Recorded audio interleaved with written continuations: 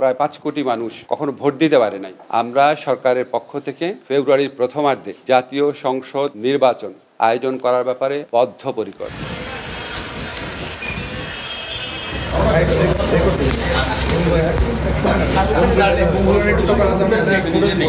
আসলে আমাদের এখানে 16-17 বছর যাবত ইলেকশন হয় না, তো মানুষের ইলেকশনের অভ্যাসটাই বোধহয় চলে গেছে।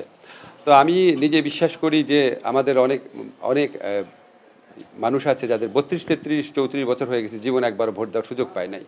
তা আপনারা চিন্তা করেন, প্রায় সম্ভবত অন্তত প্রায় 5 কোটি মানুষ কখনো ভোট দিতে পারে নাই। এটা কত ইম্পর্টেন্ট আমি বিশ্বাস করি বাংলাদেশের সাধারণ মানুষ অধীর আগ্রহে নির্বাচনের জন্য অপেক্ষা করছে। কারণ আপনারা দেখেন যে নির্বাচন অনেক দেরি আছে। অলরেডি আমি যেখানেই যাই দেখছি, পোস্টার দেখতে পাচ্ছি, মানুষের মধ্যে অত্যন্ত একটা উৎসাহ উদ্দীপনার সৃষ্টি হয়েছে। তো নির্বাচন নিয়ে আশঙ্কার কোনো কারণ দেখি না। আমি মনে করি রাজনৈতিক দলগুলো একে অপরের উপর চাপ সৃষ্টি করার জন্য বা আমাদের উপর চাপ সৃষ্টি করার জন্য কিছু কিছু কথা বলেন, আবার কিছু কিছু কথা হয়তো জেনুইনলি বলেন। সব কিছু শুনে হয়তো মনে হয় যে নির্বাচন নিয়ে একটা অনিশ্চয়তা বা আশঙ্কা রয়েছে। আমি আপনাদেরকে দৃঢ় কণ্ঠে বলতে চাই, জীবনের সব আয়োজন এখানে একসাথে।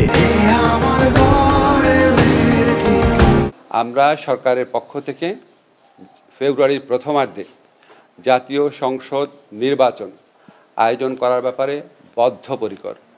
এটার সাথে সম্পর্কিত বা এটাকে বিলম্বিত করার কোনো ইস্যু আছে বলে আমরা মনে করি না। আমরা বিশ্বাস করি অবশ্যই ফেব্রুয়ারির প্রথমার্ধে জাতীয় সংসদ নির্বাচন অনুষ্ঠিত হবে, এবং এটার কোনো দ্বিতীয় চিন্তা বা না হলে কি হবে এই ধরনের কোনো চিন্তা আমরা মাথায় রাখছি না।